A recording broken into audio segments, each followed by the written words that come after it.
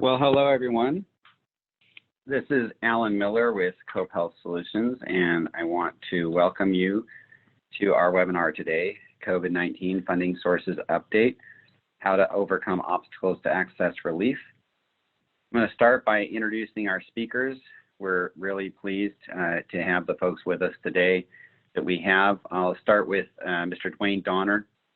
Dwayne is one of the most experienced hospital health system and overall healthcare leaders in the country. He has been the statewide leader at the California Hospital Association, president and CEO, representing over 400 hospitals and health systems from 1985 to 2017. And honestly, for some time after that, he's been emeritus and continuing to help hospitals and health systems in California and across the country.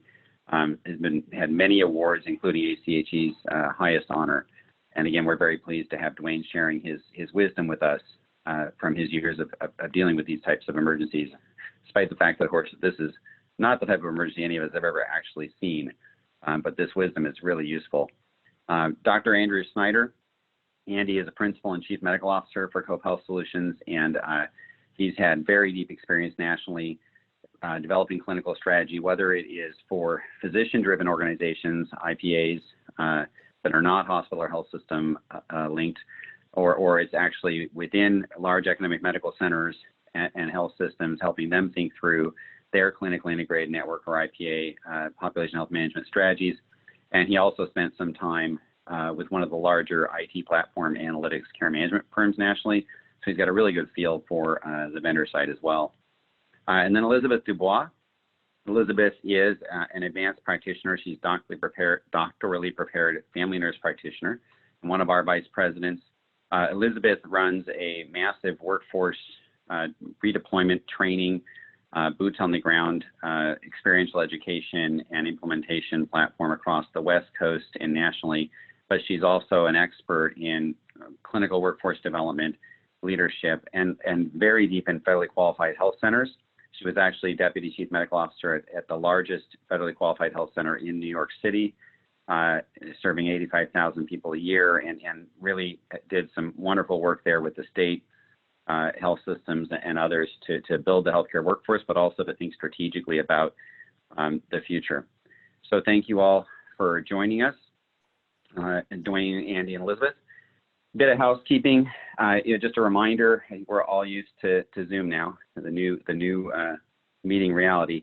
So if you have a question, please answer it through the Q&A feature. If you have any trouble with that at all, please feel free to email us, info@copehealthsolutions.com. Once we wrap up the webinar, we will send out a taping, a PDF copy of the PowerPoint, and also a written Q&A document. So if we don't get to your question today, don't worry. We will actually get it documented and out to the group. And if you notice after a few days, by the way, that you don't receive the follow-up, we've noticed that sometimes the follow-up goes to spam. Please do reach out to us at info@copehealthsolutions.com and let us know if a few days from now you haven't received the PDF link to the recording or the Q&A, because those do tend to come out pretty quickly. And so it probably means that it went to your spam. Okay, and you're going to get a brief survey at the end, which we'd really appreciate if you could please complete.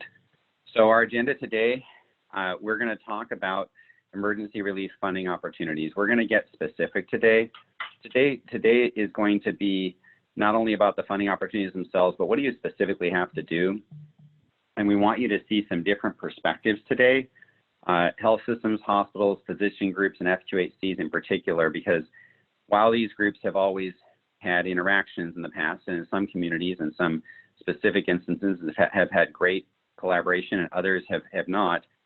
Today, this is an all hands on deck collaborative approach with this rapidly changing environment.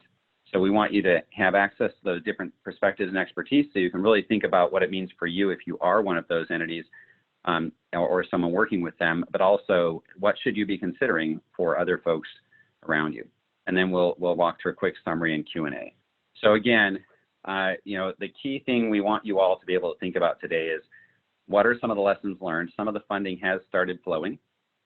Some of the funding, as you know, has capped out, we think temporarily while it looks to get refilled.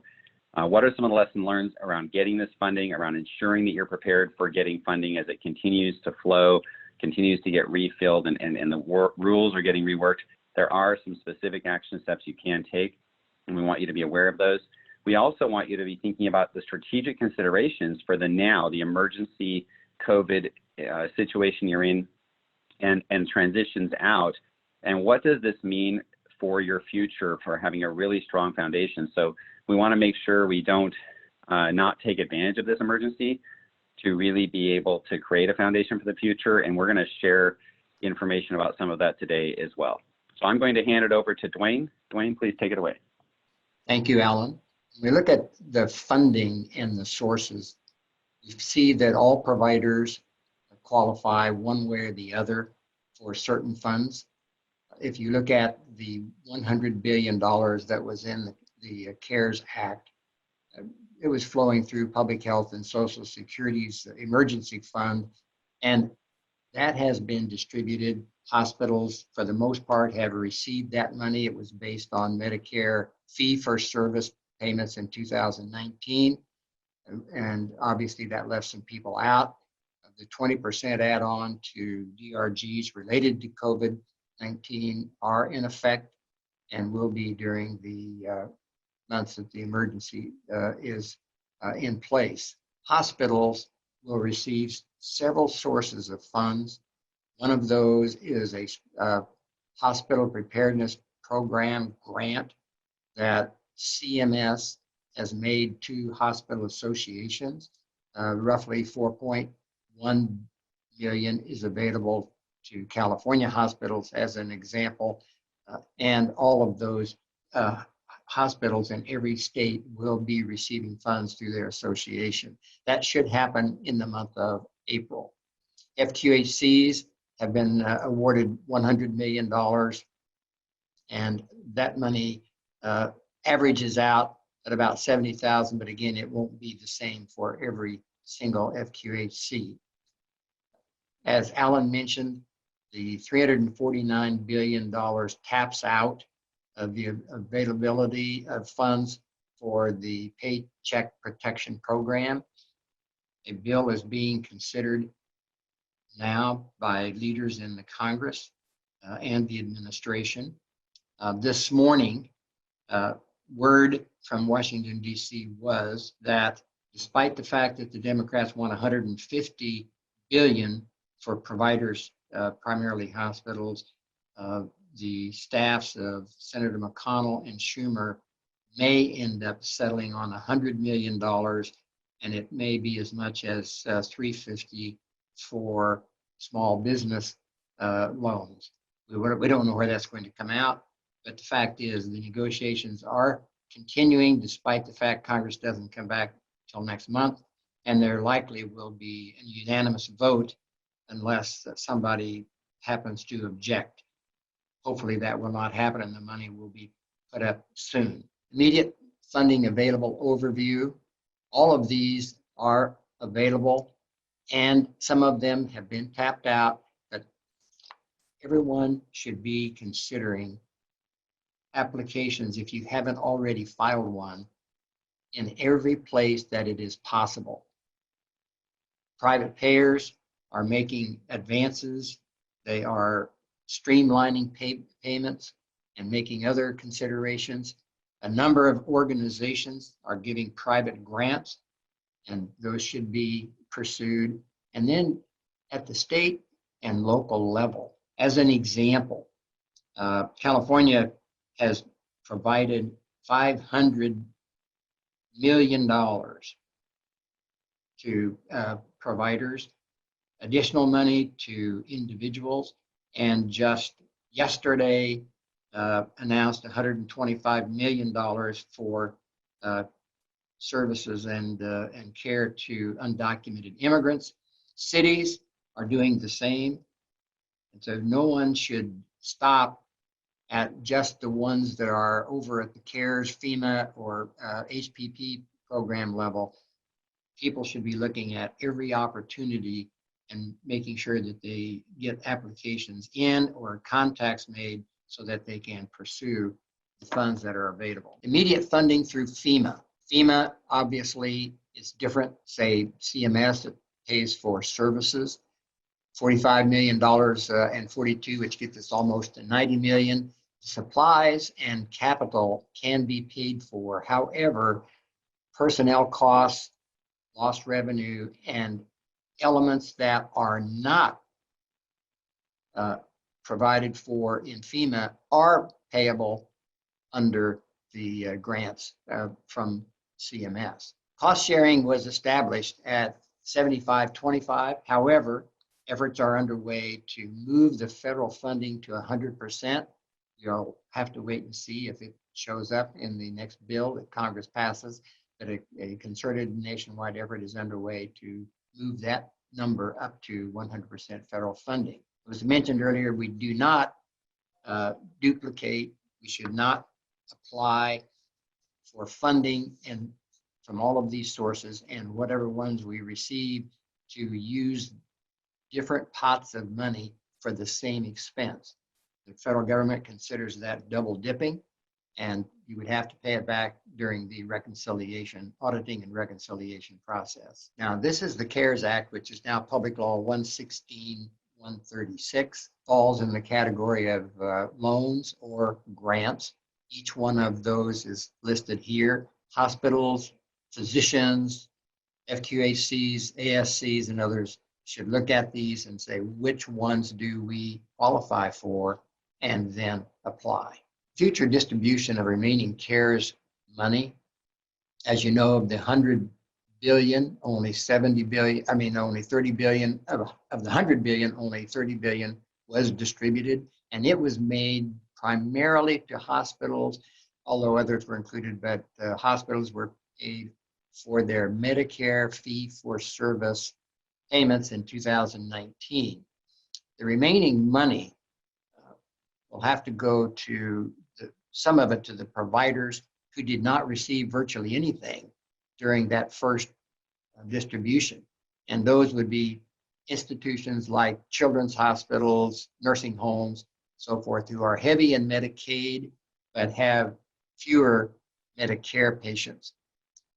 In addition, it's been stated that hotspots will receive additional funding, and rural providers, which were underpaid in that first system, will be given additional money. And because the first round was based on Medicare fee-for-service, and we have as much as 50% of Medicare beneficiaries enrolled in Medicare Advantage in some states, there has to be an adjustment there to accommodate people and the providers in those states that are have heavy penetration in Medicare Advantage.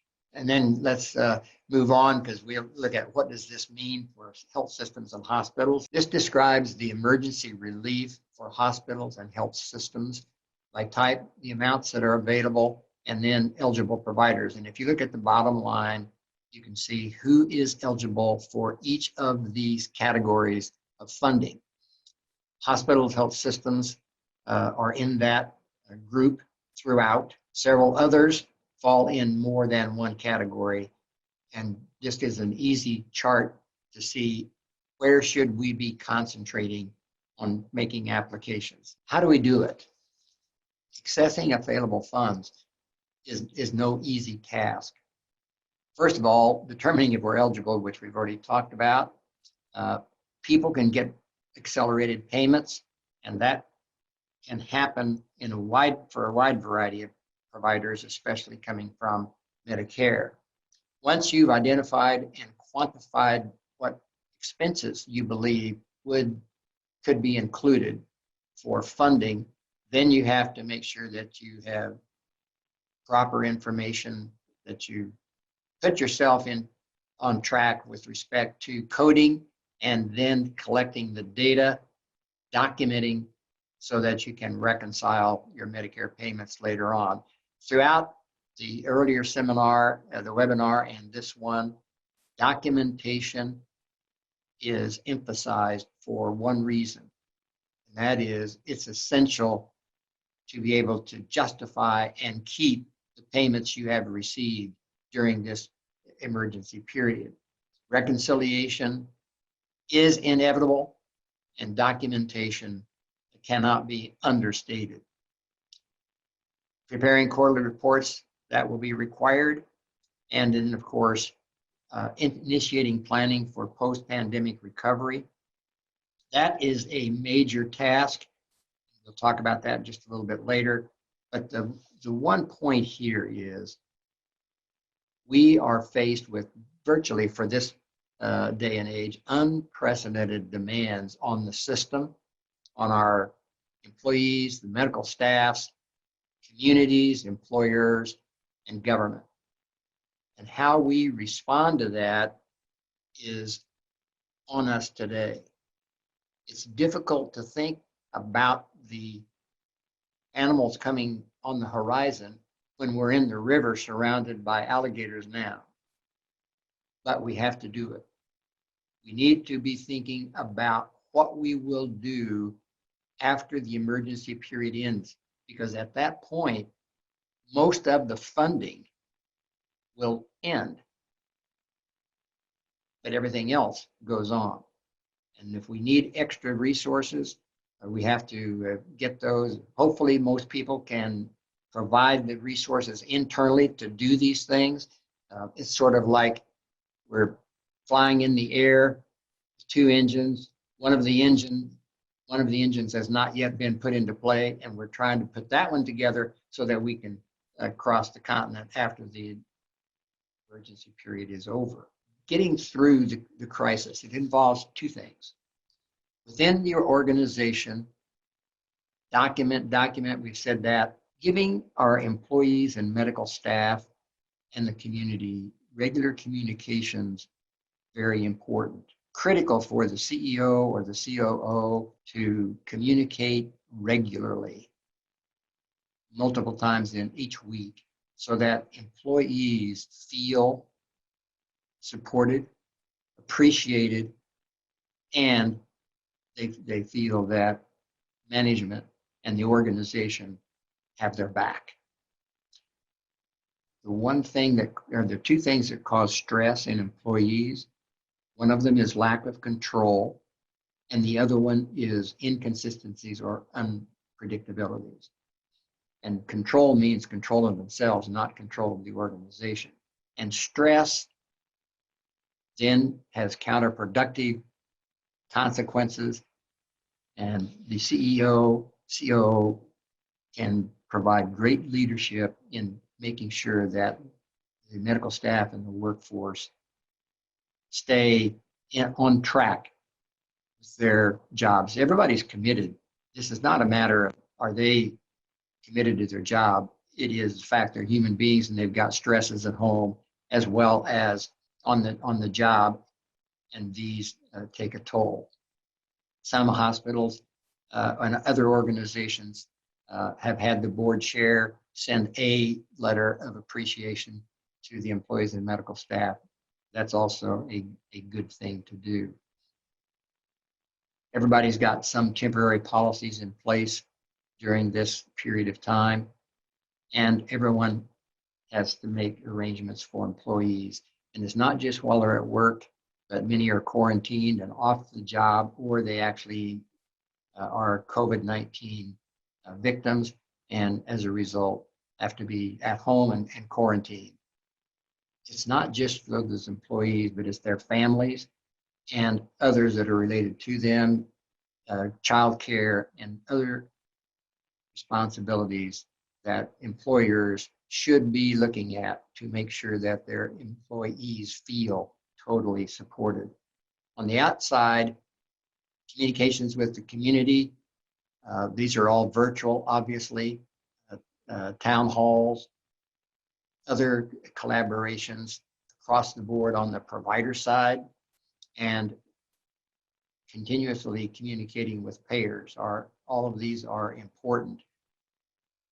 Several organizations have created new sites.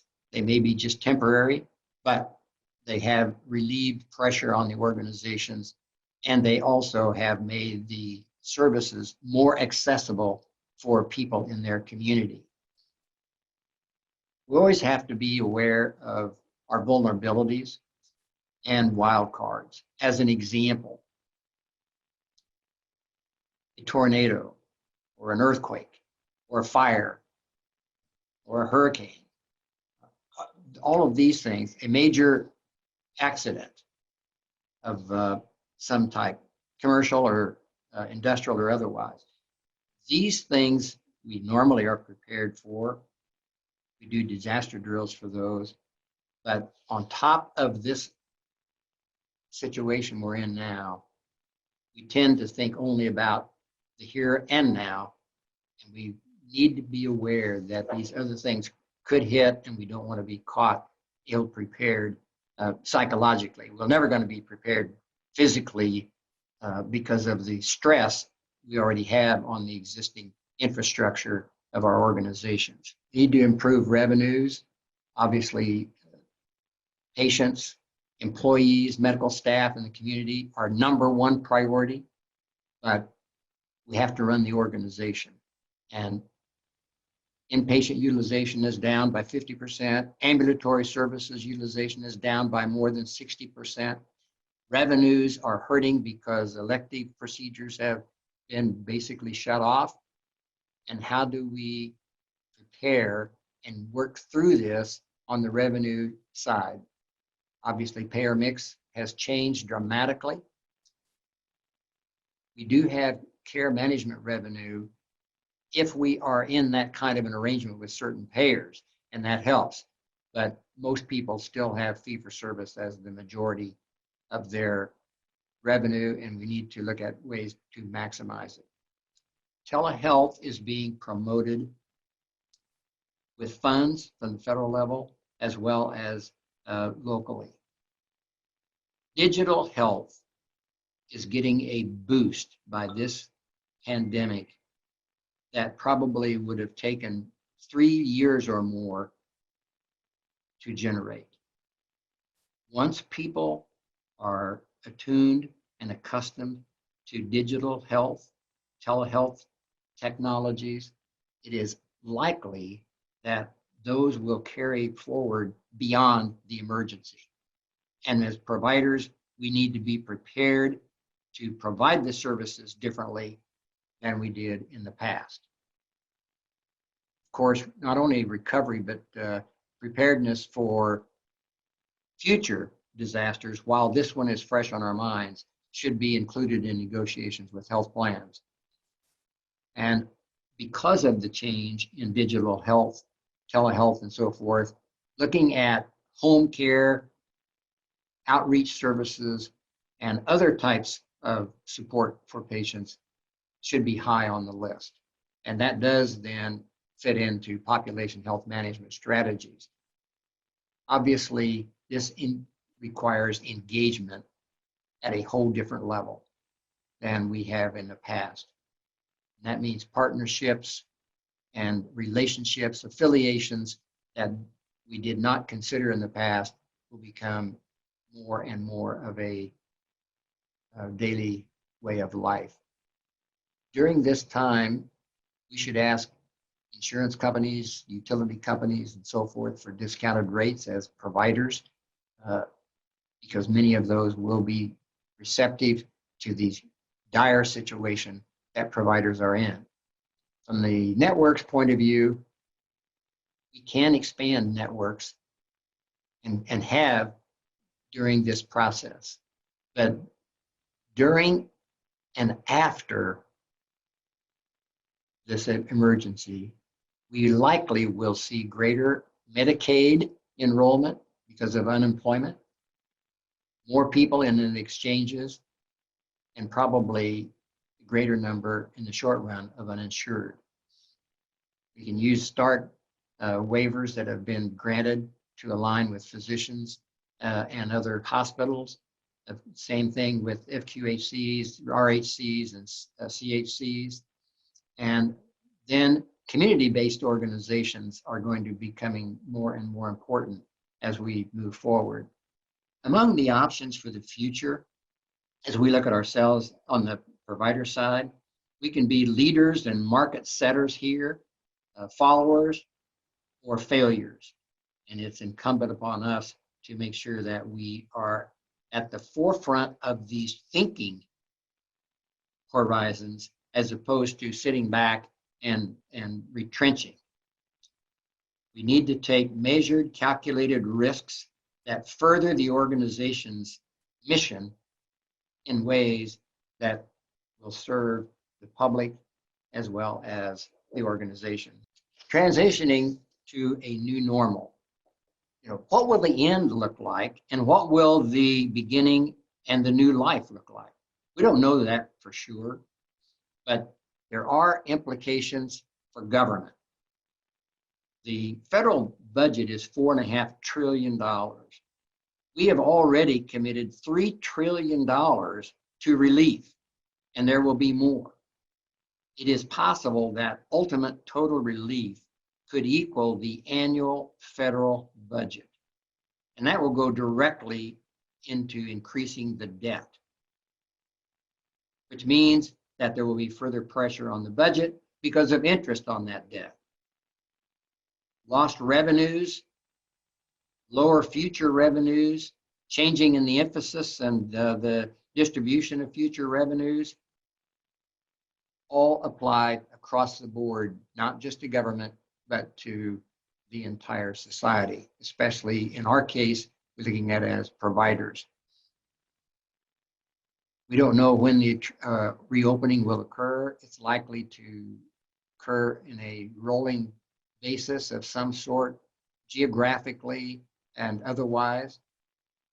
It does require on our part delivery system restructuring. And that means looking at digital health, telehealth, ambulatory services, home care in a much different way, and becoming a leader in those areas, as opposed to thinking that it's going to drop back to the way it was pre-COVID-19. The workforce and medical staff recovery and changes, the psychological, the physical, and the financial pressures on these individuals need to be planned for so that they will feel supported and they will be able to recover from this and will be able to move forward. If they don't, we'll see early retirements and people doing other things if they possibly can as the economy comes back. It does present an opportunity to improve and enhance and maybe even expand networks to do a better job of providing ultimate population health. And of course, how do we restore patient trust and utilization? One of the major reasons that utilization is down, particularly on the ambulatory and clinic side, is individuals don't want to go to a facility where there are sick people or potentially sick people or employees. And that has to be restored as well. On the financial side, insurance, pooling, how much do we self-insure, rely on ourselves? All of those things need to be considered, and there may need to be changes in our own thinking there. Liquidity is a problem. Cash flow, certainly a crisis. Numerous organizations now are not in compliance with their bond covenants. And even though they've taken out loans, they've got to pay those back. They've taken advances. The same thing occurs. And many people are looking to their community for support to increase philanthropy in an effort to help cover the losses. Generally speaking, the amount of money that came out of the first 30 million in the CARES distribution covered maybe 1 month of losses, the month of March losses for providers. So we are still way behind on the revenue side. And I've mentioned the mix of uninsured Medicaid, exchange, and private patients will change. And this is going to create more pressure on providers and plans, private commercial plans, in their negotiations. Because the cost shift, which has been pushed almost to the limit, will get further pressure as we look at the way in which individuals move to either no payment or lower levels of payment, and the remaining people in the private sector will have to carry a larger load in the short run.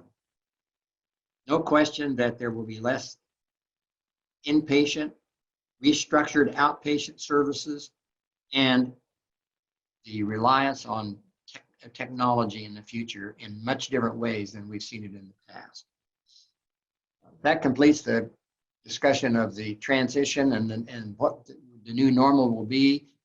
Hopefully, everybody is giving thought to this so that you will be in a position to help craft and create the new normal as opposed to being a victim of whatever occurs around you. Moving forward with physicians and physician groups is Dr. Andy Snyder, Chief Medical Officer at COPE. So moving on to that section, Andy. Great. Thank you, Dwayne. I appreciate it. Good morning or afternoon, everyone, depending on which coast you're on. I just want to start. I want to say, first of all, thank you for everyone for joining and for submitting some Q&As already. And interestingly, a few of them have already mentioned to ensure that we're going to send out the slides in the video of this because their physicians can't make it. And that's just an interesting statement in itself. Physician groups, medical groups, practices of all sizes are really, like every other small business out there right now, are hurting. There is a crisis moment. The implications of many physician offices closing in the future has obviously serious implications across our communities, maybe differently than some other small businesses. So this is a critical moment. And there are some strategies to get through this for medical groups, and it kind of depends on, there are medical groups that are in need, and there are medical groups that actually have strength right now. And I think both have options ahead of them. So just to recap a little bit on what Dwayne was talking about, these are the emergency relief funds that are available for physician and physician groups across all the buckets out there. These are the ones that can be applied for. There's through the CARES Act, the Public Health and Social Services Emergency Fund. The next one is the small business loan, the SBA, the Paycheck Protection Program. I think most of us heard on the news yesterday that they ran out of money yesterday morning from the first tranche that was released. So we are expecting another one, politics aside. We hope that gets done. But the real important point is it went fast. And it is a first come, first served set of funds. If more is coming, people are already getting in line, and you need to get in line as well. You need to move quickly. The minutes matter right now. There's the Economic Injury Disaster Loan. There's FEMA, and some of the FEMA specifics are coming later with Dr. Dubois. We're going to speak a little bit more in a few slides on how hospitals and health systems can help physicians through new waivers. That is a source of emergency relief, as well as MSOs could be offering similar financial support. I didn't want to recap Dwayne's slide, which has a little bit more specifics on it, but these are the big buckets of documentation and the type of materials you need to have prepared in order to do these applications in a very, in a swift manner. So you need to obviously document your existing costs and revenue losses related to the crisis, because those are what are reimbursable. Prepare common loan applications, get your common financial information at hand. Reporting will be required because auditing will occur. There's attestation forms, bar application forms, those are through the banks. There are other grants, each of those would have their own applications as well. And you have to document your payroll because that's one of the things you're trying to keep afloat. So the point of this is to think through, depending on the size of your practice or medical group, do you have the infrastructure to even do this in an expedient manner in the next week or so, get all this ready and be ready to apply or have applied? So just think about the amount it will take to prepare and getting those resources garnered in order to do so. There's immediate strategies that have long-term growth implications. And I think that's really important for physician groups here. There is a moment in time here. There's, I could paraphrase Winston Churchill, never waste a good crisis, or Rahm Emanuel if you're from Chicago. The physicians have an opportunity here to increase their revenues and to grow their medical groups. And medical groups have been strained recently, and the larger groups tend to be more stable. In the immediate, obviously, you need to maintain your payroll, your staffing, and your office infrastructure. That goes without saying. That's the sort of the immediate urgency that these relief funds are meant to support. You also, in the immediate, you should be approaching your hospitals, systems, or MSOs for direct support. And that goes back to those blanket Stark waivers, and I will come back to those because those are really critical at the moment right now. On the short-term strategic growth, you have groups that have capital, groups that are stable right now and strong. There are many who are not, and they are going to be looking for help. They're going to be looking either to the hospitals, their MSOs, the plans. Someone needs to fund them or they will be closing their doors. Medical groups can help themselves. Medical groups are not weak at the moment. They can be very strong at the moment. And physicians need to look at, this is a time to grow your practice because there are funds coming in that will enable you to connect and work with other physicians in novel ways as well in new care models. Similarly, you need to think about where your practice, your group, or whichever entity you're representing fit within that sort of larger ecosystem of your communities. You need to be coordinating with the hospital, ASCs that may be physician-owned right now. What do they become if patients won't come there, or they come at only 50% of the rate and you have to keep them apart? Ambulatory service is the same. How do virtual services increase across the community? What the crisis has shown us is that large systems are already doing this. They're balancing their facilities so that some have COVID patients and some don't, because we don't have the testing and the means to be able to discern and isolate them ahead of time. So that can go on for a while. And if you're a large system, okay, you're probably working on these things already. But if you're a small hospital, if you're an ASC, and if you're a medical group, where do you fit in? You can't be an ASC and have COVID and non-COVID patients in the future. How is that going to play through? Which are you going to represent? And if your business is going to change because of this in the long-term future, you need support from a larger ecosystem in that transition into your next chapter.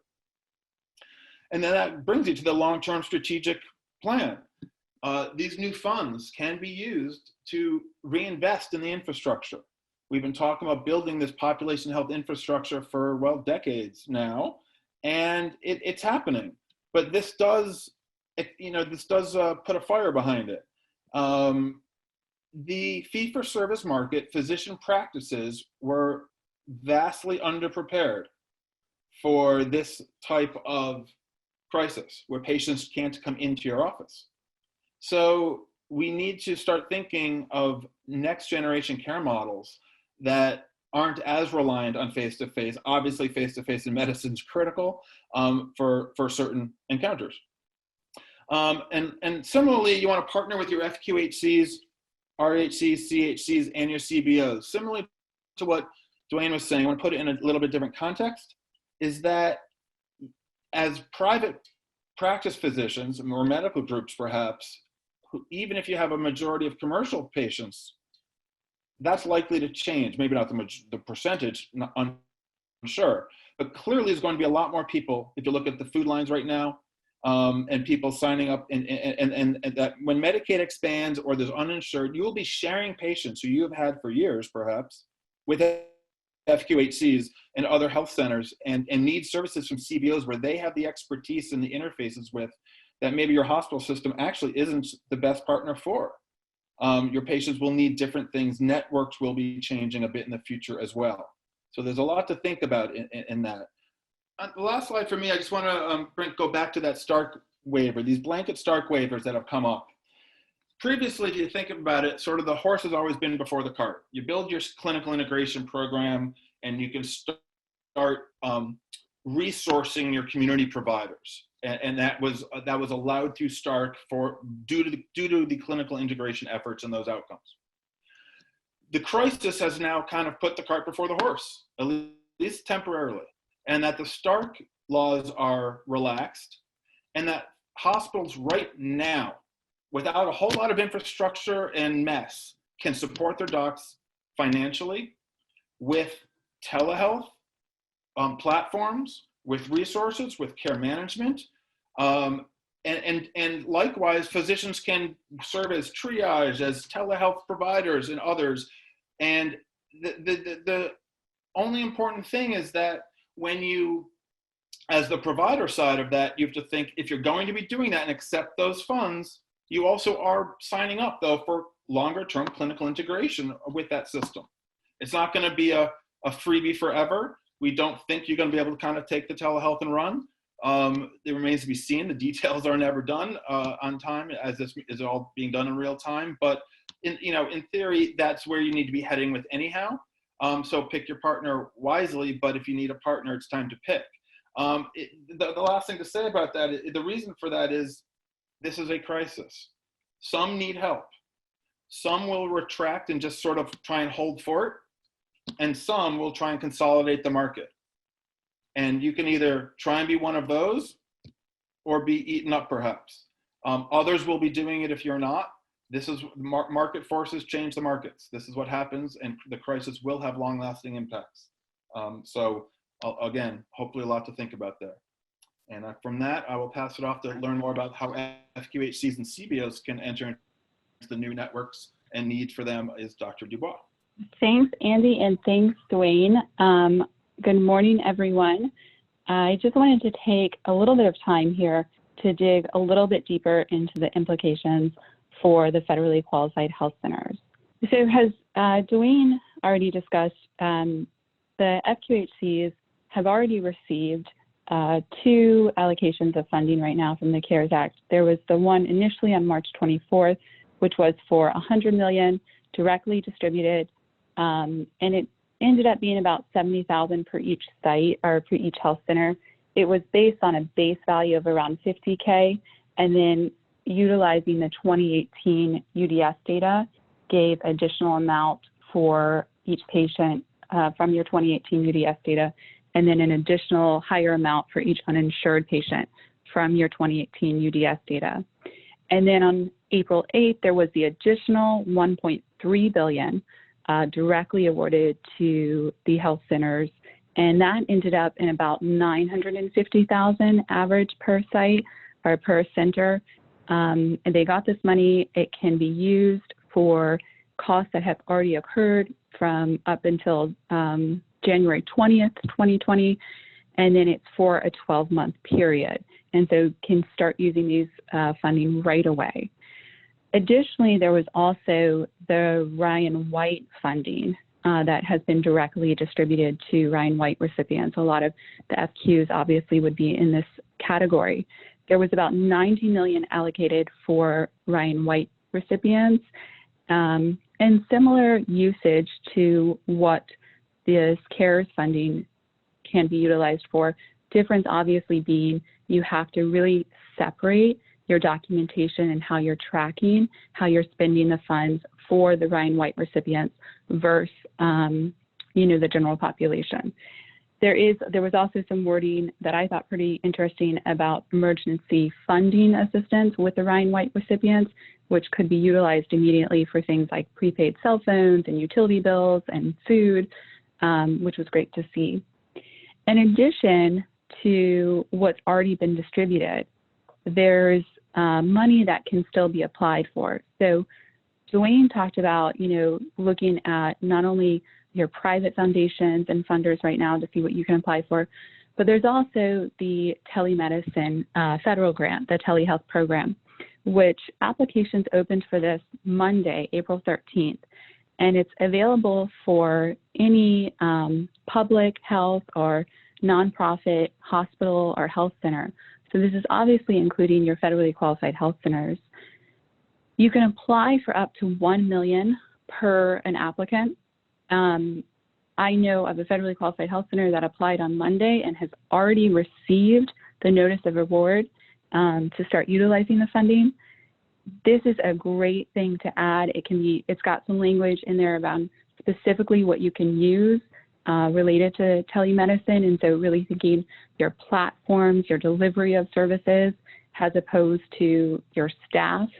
But you can use it for outreach platforms, you can use it for equipment, you can use it for connectivity that you need to leverage or launch your telemedicine or maximize your capacity of your telemedicine program. So a great opportunity, something you should do right now. It's first come, first served basis, and so something to get on right away. So what action should FQs take right now? I think Dwayne and Andy have both alluded to this, but I'm going to say it again. Document, document, document. Everything you're doing right now, document. Even if it does not seem applicable to the funding you've already received or funding through a separate payer, private payer, or potentially for this telemedicine program, there's going to be additional funding coming out. There's going to be additional opportunities, and you want to document everything you're doing right now so that if there is additional funding, if there are additional restrictions put on, that you have every available opportunity and it's already documented and taken care of. And so just really make sure that everything you're possibly doing right now, you're making sure you have the supporting documents. Similar to, obviously when we practice, we say, if it wasn't documented, it wasn't done. Same thing here right now. Additionally, the opportunities to really expand and invest in your telehealth. So looking at maybe what you've already done, and for FQs, this has been largely limited and restricted due to a lot of the different regulations we have on the patients we can see, and having the provider located in an FQ site, an FQ facility, having the patient located in an FQ site, and difficulties with payment around that, as well as thinking just the fact that a lot of the patients we serve in FQHCs are going to be from the underserved, underrepresented areas and may not have access to some of the capabilities that others do to enhance or enable telemedicine. And so this is really the opportunity to invest in that, to leverage your partners, to see what you can do to not only maximize your telehealth capability right now, but also looking to what will help and promote your future access and growth in the next year or the year after that. The other thing is just preparing for reporting. And so like I said already, document, but also the first submissions for the funding that the FQs have already received for the CARES general funding is due May 8th. So it's right around the corner. It doesn't look like it's really any different than what the FQs already report on for the 330 grants, but the first submission is going to have to be due May 8th. And so just looking ahead at that right now at the HRSA website, seeing the forms that are due on the electronic handbook May 8th, and then for Ryan White, May 15th, and starting to prepare what you're going to need as far as that initial submission and then your quarterly reports. It's very standard as far as what you do with the 330. It's your budget form, your budget narrative, your equipment list, your overview, and then just thinking, what forms or justifications you're going to need related to any minor renovations or alterations you might be doing, as well as your typical environmental document checklist that you would need. The other thing is, what about the change of scope? So typically with FQHCs, we can't do anything until we've applied for the change of scope, and then we receive the notification, and then we have to make sure whatever we do is within 120 days of receiving that notification, or that we start that. So you still have to apply for your change of scope. If you're doing, any of the changing of hours, adding a temporary location, adding a mobile van, expanding services that you're giving, you're still going to have to apply for your change of scope. But the response time, they're trying to respond within 48 hours is what HRSA is committed to. It's on their website. This is what they're trying to do right now. There's the ability to contact your program officer if you have any questions, if you are not getting a response, if you need to move forward quickly, just making sure that you have the documentation and that you've submitted your change of scope application or form, which is the same form we always use in the FQs for the change of scope. So where can we use this funding, or what are, just thinking strategically, places that we want to use this funding? And so the great thing is, obviously, you can use this for your workforce, whether that's adding additional staff, adding temp coverage, expanding hours and adding staff for that, whether it's adding staff to, have 24/7 telemedicine RN, to have additional outreach people to engage with telemedicine. Engage your high-risk patients that are in isolation right now, whether it's to have staff to cover a new site, a temporary site, a triage site. You can use that funding for that. You can even use it for hazard or higher payments for your workforce right now, as long as you have policy and documentation that says what your, regulations are around hazard pay or premium pay for your staff right now. So you can add a policy quickly and then use that for the additional pay if needed. You can also use it for medical care, whether that's testing, laboratory services, PPE, different supplies, whether it's adding equipment like, your diagnostic imaging equipment that you need to have at a site now. Any additional, medical equipment or services that are going to promote the delivery of care, not only for your COVID patients, but also thinking about what additional resources your patients without COVID may need to prevent COVID or to promote their safety and control of disease to prevent a hospitalization right now. So a lot of flexibility in room with that. The technology, again, to all of your telehealth services, also using it for clinical decision tools. So if you haven't, purchased something for your practitioners, like a up-to-date or some sort of clinical decision tool making, this would be a great time. You can use it for your website and social media enhancement to promote your new hours, your extended hours, where to go for testing, how to engage with patients, infection control practices, all of the marketing that is needed to really not only engage with your current patients, but also thinking about those that you haven't been able to connect to or reach out to. You can use it for renovation activities. So looking at your current infrastructure of your physical sites, are there needed to be additional walls or barriers to help protect the safety of your patients as well as your staff? Are there additional sites that you need to put up right now, whether it's a mobile van to put up a mobile unit to be a site, or a triage tent, or additional space within a building that you haven't utilized previously or that someone else has been utilizing?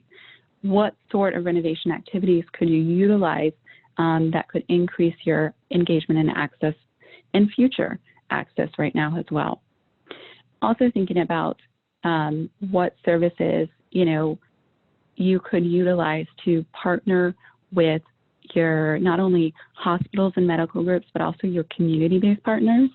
And so what type of funding could enhance the relationship to increase your access?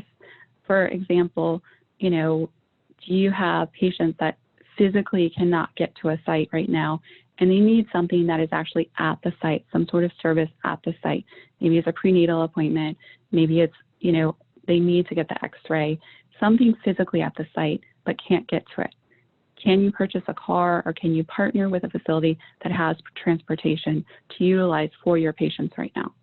All of those things can be incorporated in this funding with the CARES. And so, there's a lot of flexibility and a lot of room here to think about what's going to be strategic for your facility.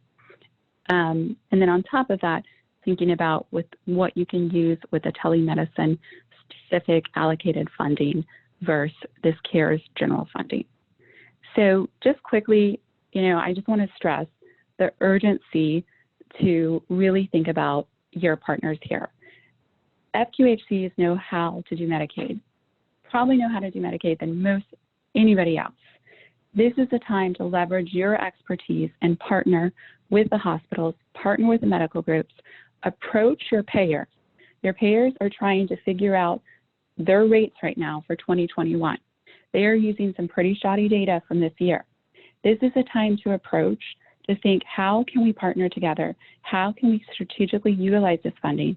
How can we get some of this funding to the CBOs, to utilize the CBOs to support our patients so that we can, ultimately increase quality services, increase access, but also be aligning to the quality metrics that are going to continue the revenue for months and years to come.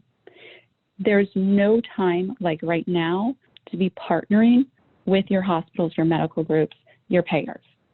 And so, if anything from what I'm saying right now, take the urgency to get out there and make sure you guys are talking and collaborating to really work together to think about how to utilize this funding now more than ever.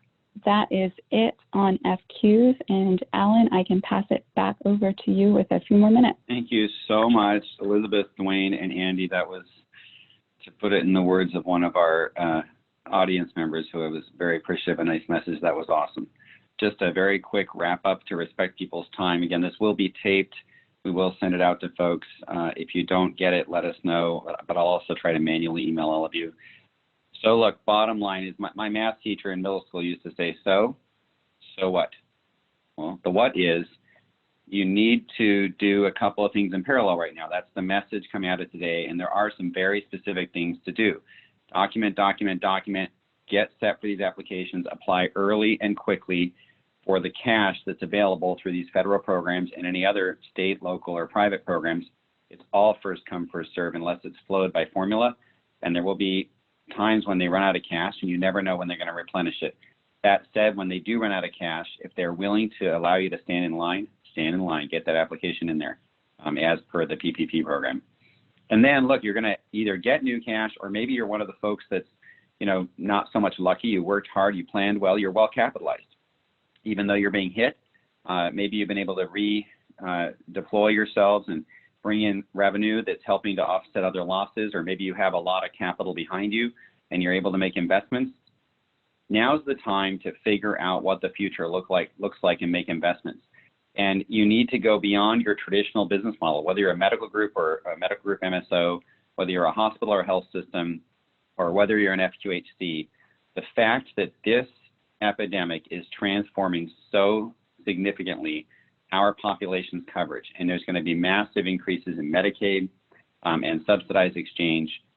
You need to move quickly, think outside the box, create new collaborations, and really update and optimize your networks and leverage every kind of funding opportunity you can, including FQHC PPSs and getting specialists involved. So many opportunities. We hope this has been helpful. We'll send a written Q&A. We thank you all very much for your time, and we will be signing off now.